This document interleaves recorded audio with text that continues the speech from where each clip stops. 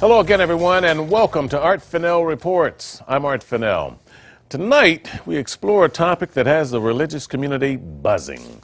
There are 66 books in the Bible, yet there is one gospel, though not a biblical gospel, that is not included in the text that is causing quite a stir. It's a small piece of papyrus, 4 centuries old, that's been labeled the Gospel of Jesus' wife. All because of the undeniable line, unidentifiable line that says, Jesus said to them, my wife. Now, after centuries of worshiping, millions of Christians are left to question, was Jesus married?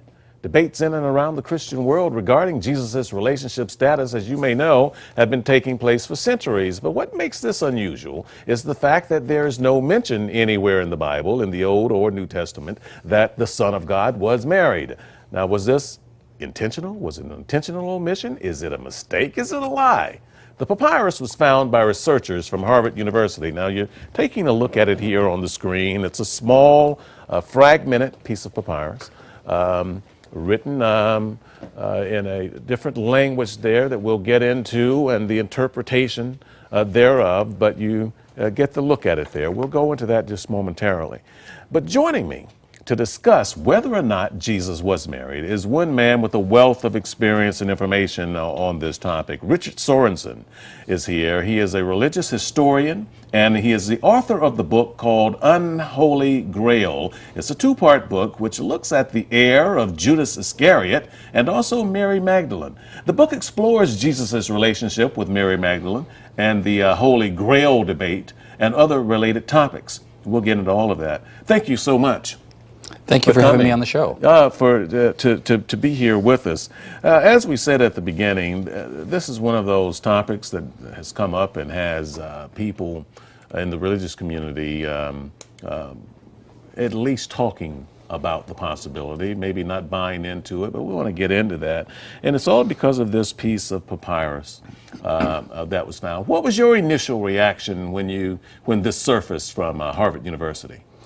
Well, my initial reaction was that, first of all, there was questions about its authenticity, but let's assume that it's authentic, and I think perhaps it probably is.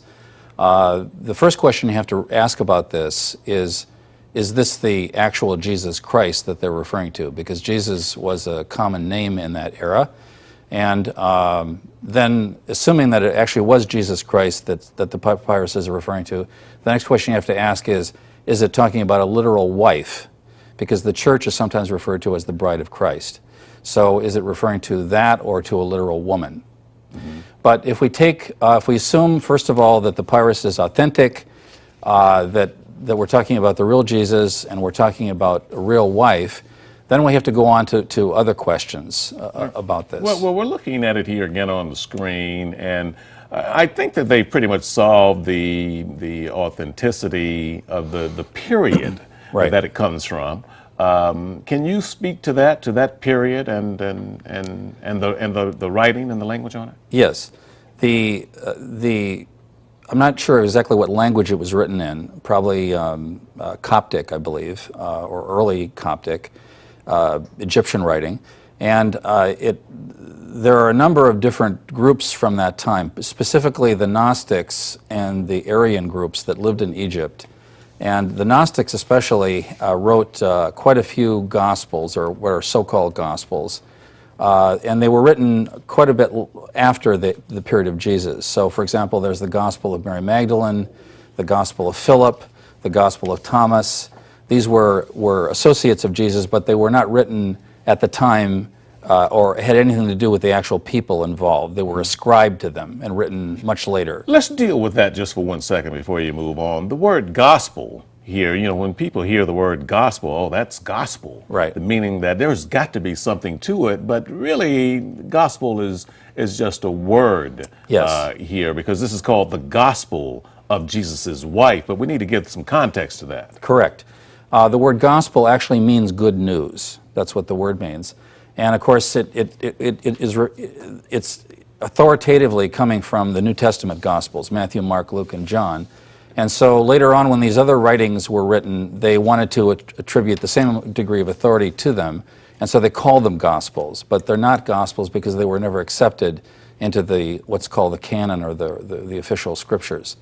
Because the writings and the philosophy is totally different from Christianity. The Gnostics had their own take, their own axe to grind, totally different theology, totally different philosophy, and we can get into that a little bit if you like. And we have to remember the time period that we're talking about. But throughout the centuries, as scholars and religious historians have studied Jesus Christ, the topic of Mary Magdalene is always there. Right. It's always in the discussion, and there have been writings that have alleged that was Jesus's wife, or that she's even in the Last Supper, if you look closely. All of that comes out in the Da Vinci Code and so forth. Speak to Mary Magdalene and the relationship there. Okay, well, Mary Magdalene was one of the female disciples of Christ. He helped her. She was supposedly possessed by demons, and he delivered her from that. And so she was one of his female followers, of which there were many, both male and female. Yeah, so he had interactions with women, which was a little bit unusual for rabbis of the time. Correct? That's true. He actually interacted. He ascribed value to women. He met with them, which was very unusual, as you said, for a rabbi of that time, a religious leader. And I think he did that because he was trying to set a pattern for all of us that we're both valuable. Both men and women are equally valuable in the eyes of God.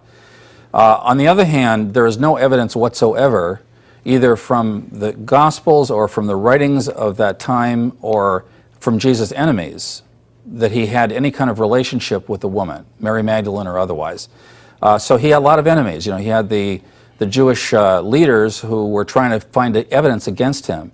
And if they could have, I'm sure they would have said that this guy was a womanizer, he was an adulterer, he had affairs, etc. But they didn't. Yeah, because again, think about this just for a moment. Centuries and centuries later, surely this would have been written about, it would have come about. Who could have kept such a secret? Right. That is the question. The ages, not the disciples, not the other apostles or anyone would have been able to keep such a thing. I mean, they would have known. Doesn't that make just common sense? That's correct. And so the issue that you really have to face is this just simply somebody who has their own idea? Because as we know, anybody can write anything about anybody.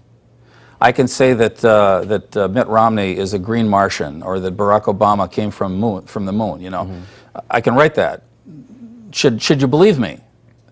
That's really the question. In fact, I use the analogy to help people understand this. If you were reading a contemporary book on Abraham Lincoln, written by the descendants of John Wilkes Booth, who was of course his assassin and enemy. And in that book, you came across a statement that Mary Todd Lincoln, Lincoln's wife, was not actually married to him. Would you think that was believable? Yeah, I see what you mean. See? I see what you mean. Or to put it in more, I'm sorry, go ahead. No. But you're making a very interesting point. Let's put up the papyrus one more time, because when you bring the language out of the writing, again, this is a very small piece of writing. I mean, this is not you're looking at it there. It's not very much. Right. When you bring out 50 words or so. You know, Jesus said to them, "My wife," and you've gone into that already in terms of when you excerpt that piece of writing from the papyrus. There are a lot of interpretations that can go into that, as you alluded to. Correct. And so the question, and of course the papyrus is so small, that's all the context we have. So we can't really tell, as I mentioned earlier, whether this is a literal woman that's being referred to, or if Jesus is referring to the bride of Christ, as he sometimes calls the church. And put it in, and again, has there been a lot of conversation about where this came from? Why now? Why did it just now surface? Well, there have been a lot of issues with papyruses coming out of Egypt, because the Egyptian government has restricted the sale and the distribution of artifacts. And so this was true. There were problems, for example, with the Gospel of Judas Iscariot, which is another Gnostic writing, not by Judas Iscariot, called a so-called gospel. And the Gospels that came out of earlier, the Nag Hammadi Gospels, the Gospel of Thomas, the Gospel of Philip, and so forth. The Gospel of Philip, for example, makes a statement that and again, this was written several hundred years after Jesus died, and all of his followers were dead. So this is coming much later. Yeah, so several hundred years later, how could they have known it? Would it have to have been a secondhand account even at that point? Exactly. So that would be like almost us saying George Washington said. Exactly. We don't know what George Washington said. Exactly. You got the analogy. So in the Gospel of Philip, there's a statement that says that Jesus loved Mary Magdalene more than the disciples, and he used to kiss her. And the disciples objected to it, and they said, well, how come Jesus loves her more than us? So where do they get their information from? But even let's suppose that that's authentic. If Mary Magdalene was married to Jesus, why would the disciples object to him kissing her or being affectionate with her? Well, and this speaks to a broader point too. I've spoken with some spiritual leaders, pastors, and the like, who right away discount this as pure hogwash. That come on, again, you have to be very careful about what you try to put forth to people. Again, this is not substantiated. It's not written in the Word. It's not written in the Bible. But then others say, you have to remember when you refer to the dual nature of Christ. Speak to the writing of the dual nature of Christ, meaning that he was man, part God. Speak to that's that. a very important topic, because there was a theologian who lived right at the time, approximately when this fragment supposedly was originated. His name was Arius, and he founded or started a theology that was known as Arianism. Arianism, the people that followed Arius believed that Christ was only human. He was not divine. And this actually was debated at the Council of Nicaea in 325, which Dan Brown alludes to in the Da Vinci Code, and gets totally wrong, by the way. But the Council of Nicaea came down totally on the side of the dual nature of Christ, that he was both divine and human. And what they did at the conclusion of that is they created what was known as the Nicene Creed, which is still quoted today, which talks about both the divine nature of Christ as well as his human nature. So Arianism, and this could have been an Arian writing too, that's possible. We don't know what the source of this papyrus was. So the efforts to kind of make Jesus totally human are very early. They come from very early on. But again, we're kind of we're rejected by the church because of... could that be political? Many would say that the church in many aspects is a political body as well, that some of these things could have been manipulated for political motivation. Well, you have to understand that before the 300s, the church was on the run. It was persecuted. The leaders were outcasts. The Romans, if you've seen, I'm sure, movies of lions versus Christians, that sort of thing. So it wasn't until 313 when Christianity was legalized and it became the religion of the Roman Empire, according to Constantine. That was following this council too. Constantine was at that council to hear what they had to say. And so it was only then that the papacy became political, and where now you could get money and you could get influence by joining the leadership of the church. Prior to that time, they were on the run.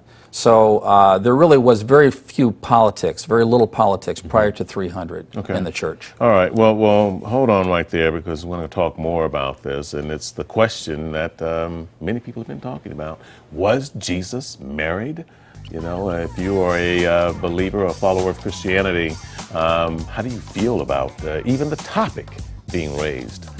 You're watching Art Fennell Reports on the Comcast Network. I'll be back with more of my conversation with Richard Sorensen after this.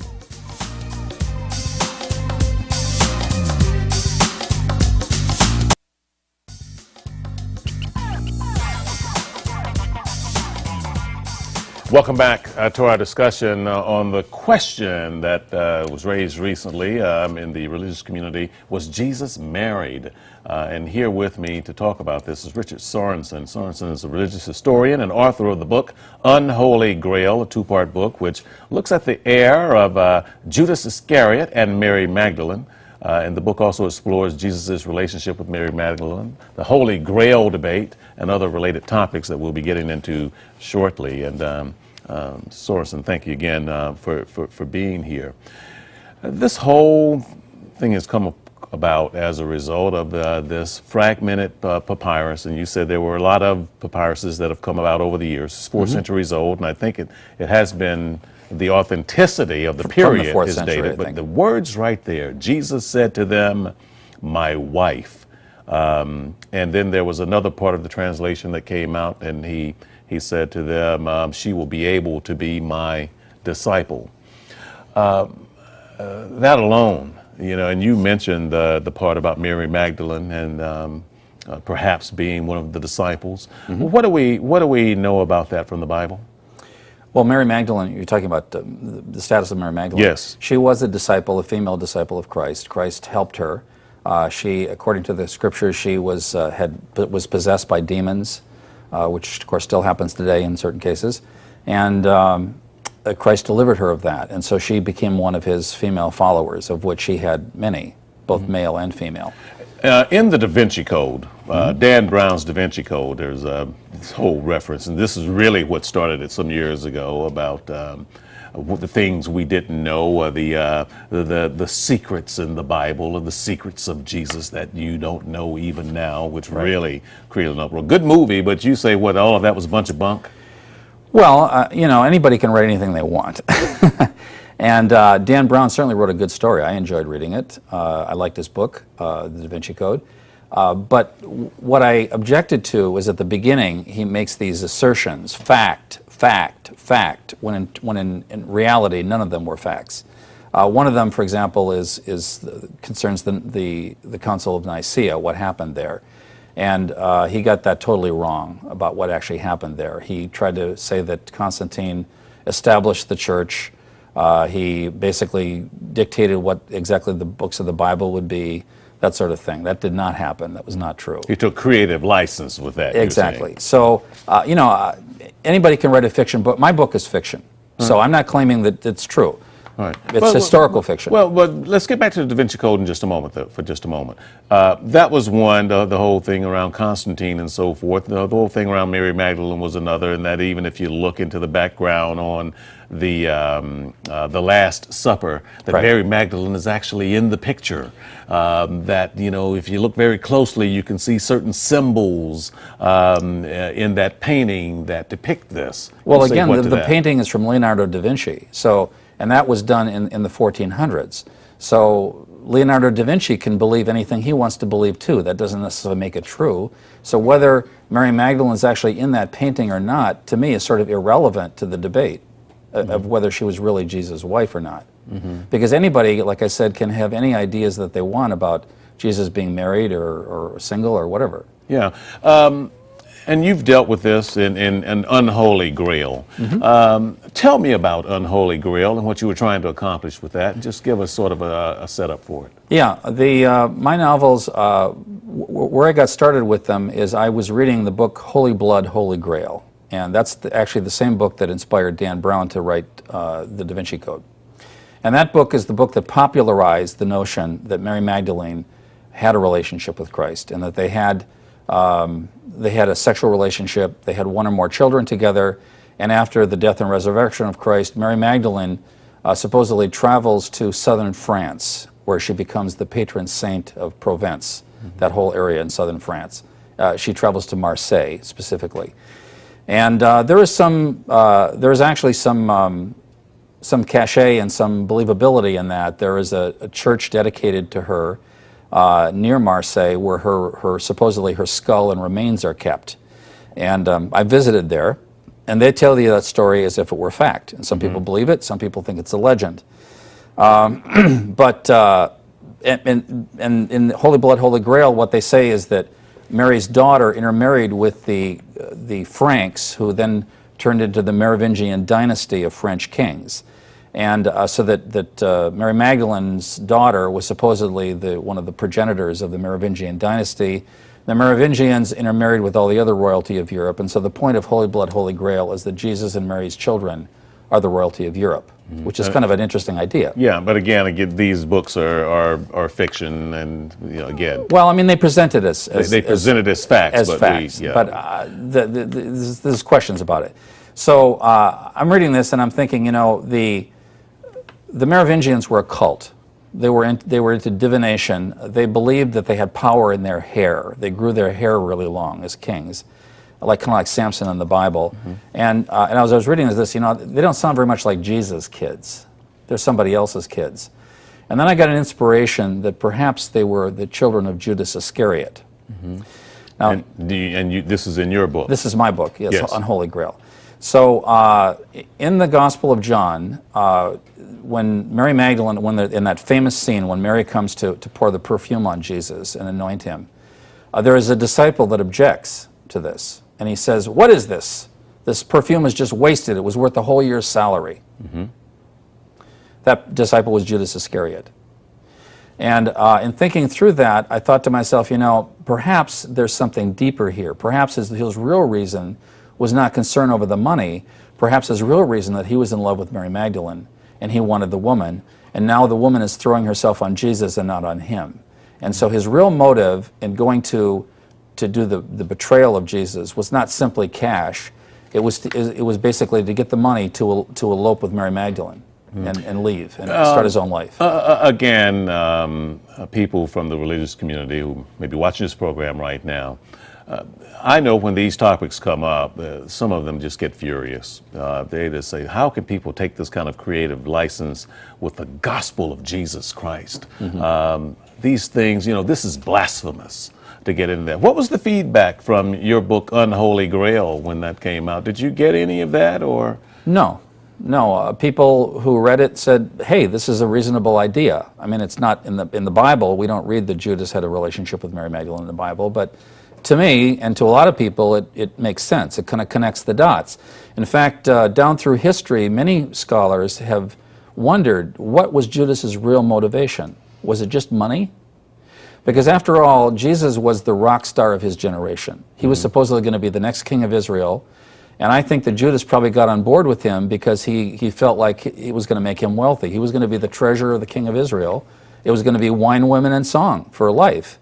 And then it didn't work out that way. Jesus sort of kept him poor. And so finally, when he got to the end, he realized there's no pot of gold here for me. And now he comes into this dinner with Mary Magdalene, and now he's already been sort of wanting her and liking her. And now she's not even going to be his. She's throwing herself on Jesus. And so in frustration, he makes this decision. I'm going to betray Christ.